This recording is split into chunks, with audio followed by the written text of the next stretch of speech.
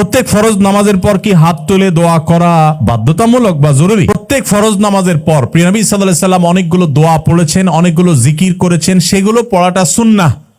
সালাম ফিরানোর পর ইমামের সাথে মুক্তাদির যে জামাতে সালাতের আয়োজন, সেটা পরিসমাপ্তি ঘটে যায় সালামের মাধ্যমে। নবী সাল্লাল্লাহু আলাইহি সাল্লাম পরিষ্কারভাবে বলেছেন, তাহরিমুহা তাকবীর ওয়া তাহলিলুহা আত-তাসলিম। নামাজের শুরু হয় আল্লাহু আকবার দিয়া, আর শেষ হয় কি দিয়া?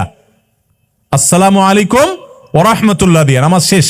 এরপর আর নামাজের কোনো অনুষঙ্গ আর বাদ থাকে না। নবী সাল্লাল্লাহু আলাইহি সাল্লাম যেটা করতেন, এরপরে আল্লাহু আকবার, আস্তাগফিরুল্লাহ 3 বার, আল্লাহুম্মা আনতাস সালাম ওয়া মিনকাস সালাম, আল্লাহুম্মা আইন্নী আলা যিকরিক, আয়াতুল কুরসি, 3 কুল একবার, অনেক দোয়া দরুদ পড়তেন। এগুলো পড়া সুন্নাত। যদি কেউ নামাজের পরে আল্লাহর কাছে দোয়া করতে চায়, সেটাও তিনি করতে পারেন, কারণ নামাজের পরে 5 ওয়াক্ত নামাজের পরে দোয়া কবুল হয়। কিন্তু নামাজের পরে ইমাম মুক্তাদিরা সবাই মিলে একসাথে হাত তুলতে হবে, এটা নামাজের অংশ যদি বানিয়ে নেয় কেউ, বাধ্যতামূলক যদি কেউ মনে করে, ইমাম না করলে যদি চাকরি যায়, তাহলে সেক্ষেত্রে এটা বেদাতে পর্যবসিত হতে পারে। কথা কি বুঝাতে পারছি? বিধায় সুন্নাতটা আমাদের দেশে মানুষ জানে না। শতকরা 5% মুসল্লি মসজিদের আমাদের দেশের জানে না যে 5 ওয়াক্ত নামাজের পরে প্রিয় নবী সাল্লাল্লাহু আলাইহি সাল্লাম কি কি দোয়া, কি কি জিকির করতেন। আমি যদি এখন অডিয়েন্সকে জিজ্ঞাসা করি যে 5 ওয়াক্ত নামাজের পর নবী সাল্লাল্লাহু আলাইহি সাল্লাম কোন কোন দোয়া জিকির করতেন, এটা সবগুলো বলতে পারবেন মুখস্থ কয়জনে আছেন? আপনারা হাত তোলেন তো দেখি, কাদের কাদের মুখস্থ আছে? 5 ওয়াক্ত নামাজের পর নবী সাল্লাল্লাহু আলাইহি সাল্লাম যে দোয়া জিকির গুলো পড়তেন, সেগুলো কি কি?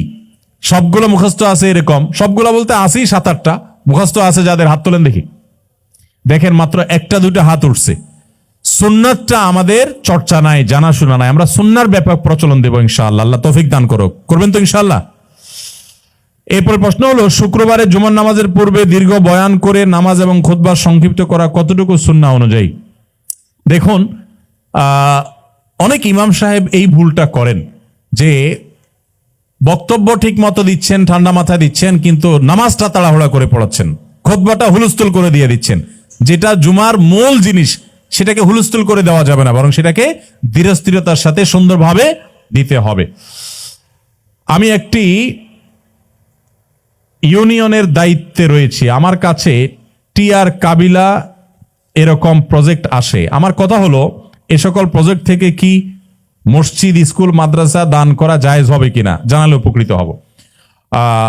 আপনি কোন ইউনিয়নের চেয়ারম্যান হয়ে থাকলে আপনার প্রশ্নের উত্তর হলো, বা যেই হন না কেন, আপনার প্রশ্নের উত্তর হলো যে সরকার আপনাকে যে সমস্ত চাল বা এই জাতীয় বিভিন্ন রকমের অনুদান দিয়ে থাকে জনগণের জন্য, বা বিভিন্ন বাজেট বরাদ্দ দিয়ে থাকে জনগণের জন্য, এগুলো যদি দেওয়া হয় গরিব